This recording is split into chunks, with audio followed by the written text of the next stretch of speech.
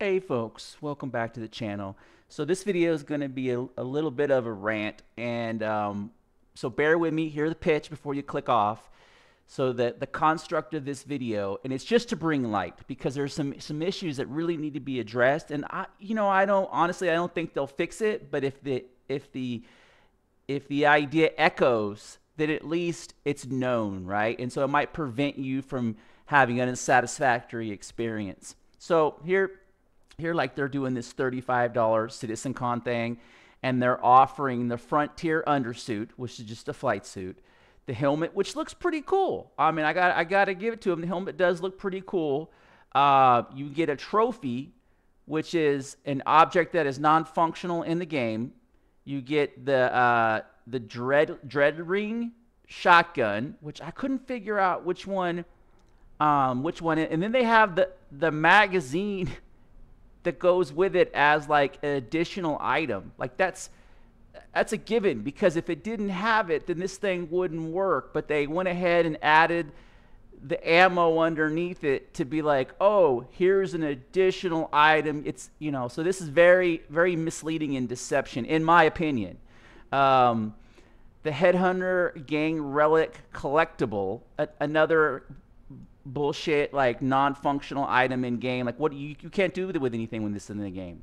This, it's like not the pyrotechnic armored multi-tool encase. Okay, that's cool, right? That's cool, but that's I believe that's an item that you can already get. It could be a new skin color, but then it's like redacted ship. Like, so they're saying we've removed this item, but we're still listing it in case you're stupid enough to not understand what redacted means. Ship challenge coin. I don't know why they would put the redacted thing in there. And then your dragonfly paint.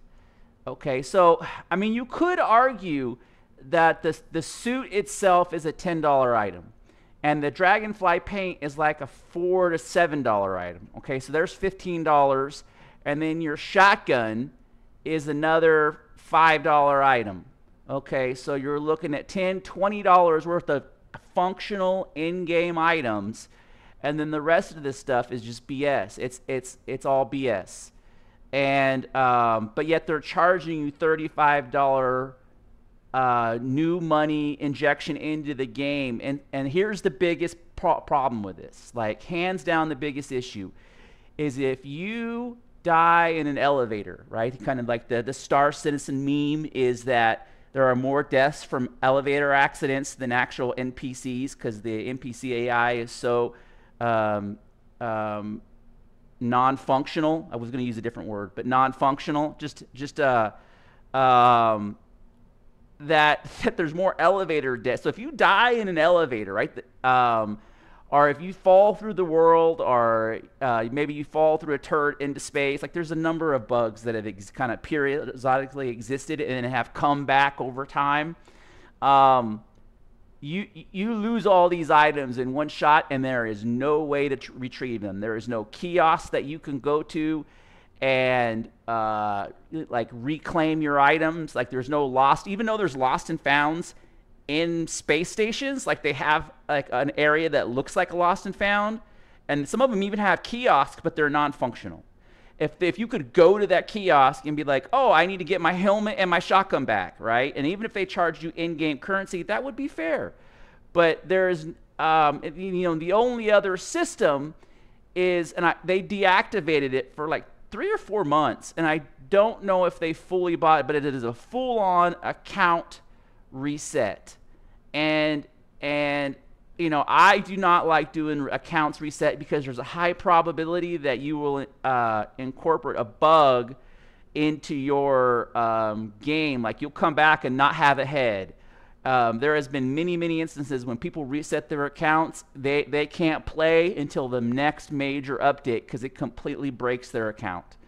And you'll have a super hard time getting it fixed through CI. I've had that experience where I just had to wait for them to go to like 16 to 17 in order to get basically for them to do like a hard reset and basically implement a new patch and create a new universe in order to get my account playable again. So that inherently, that is the biggest problem. Is not only are you paying $15 over value, but then if you die, you lose this stuff for good. And I'm not 100% sure if they went from an account reset to an account restore, and I'm not sure if the account restore still gets your stuff back. I don't think it does.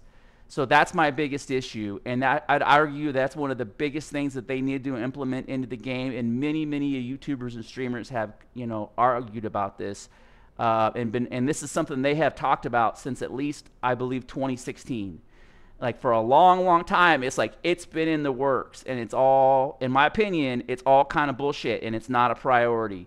And so that's like my biggest dig, is the fact that if you buy stuff off the website to support the development phase, it is a one and done purchase. And that is not the case with the ships, but it's the case with all the armor and weapons. And so it's a very bad business practice, in my opinion. So just some insight, if you're a new star player, creating new content.